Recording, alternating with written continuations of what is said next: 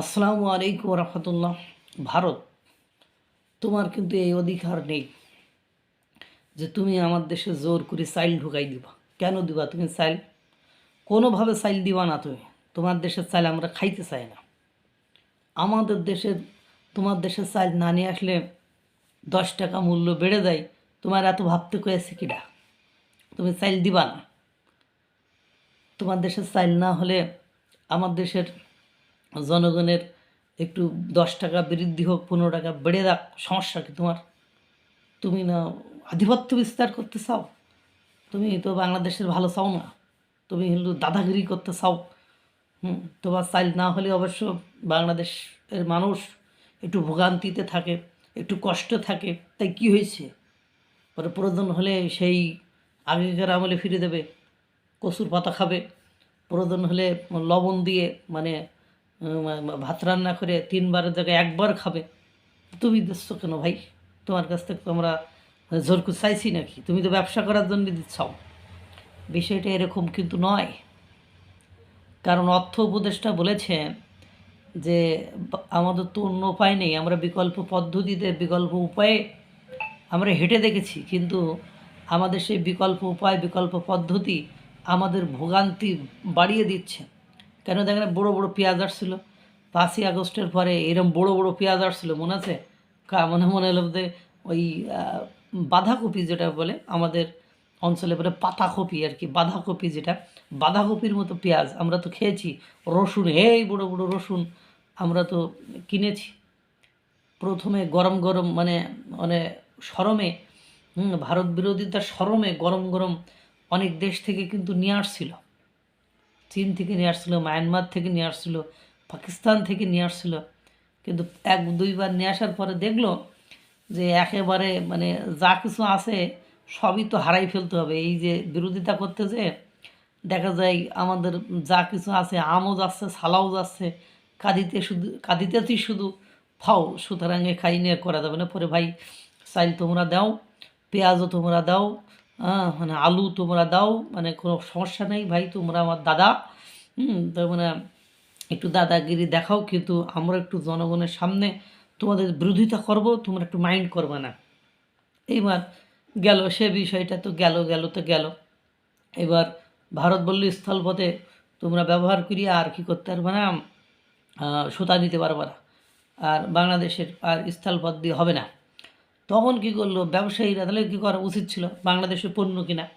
কিন্তু বাংলাদেশের পণ্য কিনে যদি ব্যবসা না করতে পারে, তাহলে বাংলাদেশের পণ্য কি তারা কিনবে? ভারত বলছে বাবা দাঁড়াও, সমুদ্রের পথেই দেবো, তোমার চেয়ে একটু কম দেবো, সাবসিডিজ দিয়ে দিয়ে তা দিয়ে তোমারে আমি মনে করো মানে সিস্টেম করে ফেলবো। তা সব ঠিকই সিস্টেম করে দিয়েছে।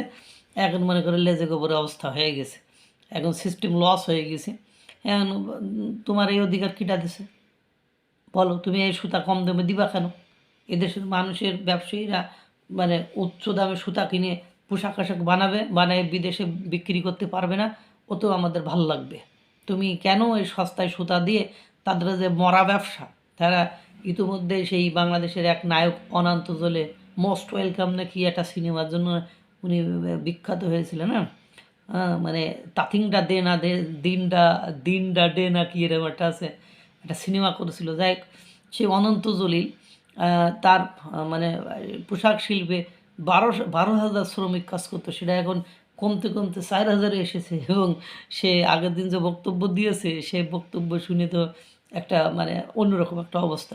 তুমি কেন ভাই সুতা দিয়ে তার এই এখনও যে মানে নিঃশ্বাস তারা নিতে পারতেছে, ওই নিঃশ্বাসটা নেওয়ার ব্যবস্থা করার অধিকার তোমার কে দিয়েছে? মানে আমার এই প্রশ্ন কিন্তু থেকে যায়, কে দিয়েছে ভারত তোমার? তোমার বিরোধিতা আমরা করব, তোমার আধিপত্য আমরা সহ্য করব না, তোমার সাথে চোখে চোখ রেখে কথা বলবো। তুমি কেন মানে এই মানে মরে যাওয়া শিল্পকে বাঁচানোর চেষ্টা করবা? এই অধিকার তোমার কে দিয়েছে? এবার আসেন ডিজেল। মানে এই ডিজেল তোমার দেওয়ার কি দরকার ছিল? কদিন তুমি তুমি ব্যবসা অন্য দেশের সাথে করো। তুমি ব্যবসা অন্য দেশের সাথে না করে এই যারা তোমার বিরোধিতা করে তাদের মানে পাছায় ডিজেল দিচ্ছ কেন তুমি? সমস্যা কি তোমার? আর কোনো দেশ নেই এ দেশের সাথে ব্যবসা করতে যাও? তুমি এদেশের কৃষক মরে থাক, এদেশের আমার মতো সাধারণ জনগণ মরে থাক, তুমি কেন এইসব দিয়ে মানুষের উপকার করতে চাচ্ছ না, তোমার বিকল্প উপায় নেই। আমেরিকার সাথে তুমি দাদাগিরি করতে পারো, আমেরিকার চোখে চোখ রেখাই কথা বলতে পারতেছো, আমেরিকার সাথে প্রয়োজনীয় ব্যবসা বাদ দিয়ে বিকল্প অন্য রাস্তায় ঢোকাই দিচ্ছ। এখন এই ভালোবাসার লোকদেরকে দীর্ঘদিন সেই 55-56 বছর ভালোবাসা দিচ্ছ, তো এরা শত্রুতা দেখাইলেও তুমি শত্রুতা দেখাতে পারছো না। আমার মনে হয় এরকম চিন্তাভাবনা করেছো নাকি? এটা তো অনেকের হজম হচ্ছে না। প্রথমবারে 5ই আগস্ট 2025-24 পরে প্রথম মোদিজি কা লাল গরু জবাই করে ভুড়ি ভোজও আমরা করতে দেখেছি। এখন সেই দেখি এখন ভারতের প্রশংসা পঞ্চমুখ। হ্যাঁ, এদের কি কই থাই কন তো আপনি? এখন আর আগের মতো গালিগালাজ করে না, এখন আর আগের মতো আর বিরোধিতা করে না, এখন আর আগের মতো হামলাই না, এখন আর আগের মতো 7 সিস্টার্স, সীমান্ত, আবাল তাবাল এগুলো দখল করতে আর চাই না। মানে এসব মানে লাইন বেলাইন হয়ে গিয়েছে। এই অধিকার কে দিয়েছে? তোমার এই যে শাসন করার অধিকার কে দিয়েছে? তুমি এই সিস্টেমে ফেলে মানে মানে মানে সিস্টেম করার অধিকার কে দিয়েছে? আবার লাস্ট এখন সামনে নির্বাচন হবে, এমনিতে সাধারণ মানুষ ভয়ে ডরে আছে। এর মধ্যে আবার বাংলাদেশের রাষ্ট্রায়ত্ত একটা কোম্পানি, গ্রানাইট কোম্পানি, ওনারা আবার 8 ট্রাকে করে 125 মেট্রিক টন বিস্ফোরক নিয়ে এসে এই মেনে নেওয়া যায়? আবার ভুট্টা দিচ্ছ কেন দিচ্ছ? বলো এই অধিকার কে দিয়েছে তোমার? তোমার বাংলাদেশের মানে এদিকে তুমি বিশ্বকাপ বাংলাদেশের মানে মানে খেলার ক্ষেত্রে সবাই বলছে যে তুমি বিশ্বকাপ নাকি তোমরা খেলতে দিচ্ছাও না। আইসিসি সিদ্ধান্ত নিয়েছে, ভোটের ব্যবস্থা করিয়েছে, সে ভোটেও আমরা বাংলাদেশটা হেরে গেছি। এইভাবে দেখো সব জায়গায় হেনস্থ করার অধিকার কে দিয়েছে? বাবা একটু একটু নমনীয়তা দেখাও। নমনীয়তা দেখাচ্ছ বলেই তো এখনও সাস্টেইন করে আছে। আজ যদি কাঁচামরিচ সাপ্লাই দেওয়া বন্ধ করে দেয় ভারত, কালকে কাঁচামরিচের কেজি 1 কেজি কাঁচামরিচের দাম 150 টাকা, 150 টাকা, 2000 টাকা হয়ে যাবে। দাদাগিরি কি এমনি এমনি দেখায়? এ অধিকার কে দিয়েছে? তুমি পোশাক শিল্প মানে তোমার খুশিতে আমরা একটু খুশি হতে চাই, তুমি সেটাও কেড়ে নিচ্ছ। এ অধিকার তোমার কে দিছে? তোমার যখন লোকে মানে একটু বড়াই দেয় তখন আমরা একটু খুশি হতে চাই, তুমি এ অধিকার তোমার কে দিয়েছে? তুমি আমাদের খুশিটা এভাবে কেড়ে নিবা? মানে এই হচ্ছে অবস্থা আমার।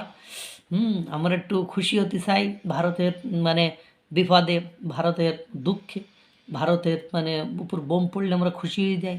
দিল্লিতে যে ওই মানে বোমা বিস্ফোরণ হইল তাতে আমরা খুশি হয়ে গেলাম, আর তুমি আমাদের এই খুশিটা এভাবে কেড়ে নিবা? এটা কি সহ্য করা যায়? এটা কি হজম করা যায়? একটু ভাবো না, তোমরাও তো একটু ভাবতে পারো নাকি? সব ভাবনা আমরাই যদি বেশি বেশি ভাবি, তো তোমাদেরও তো একটা অধিকার আছে, আছে না? যে এদের এই যে আমার খুশিতে, আমার দুঃখে, আমার হতাশায় আমার উপর 50% শুল্ক চাপালি তারা খুশি হয়। হ্যাঁ, তাদের খুশি একটু খুশি আরও একটু খুশি বাড়াই দিই। তা না, তুমি আমাদের সব জায়গায় একেবারে মুখে ঝামা আর বালু ঘুষিয়ে দিচ্ছাও। হ্যাঁ, এটি কি ঠিক? এ অধিকার তোমার কে দিছে বলো দিন? আল্লাহ তাআলা সকলকে ভালো রাখুক, সুস্থ রাখুক। আসসালামু আলাইকুম ওয়া রাহমাতুল্লাহ।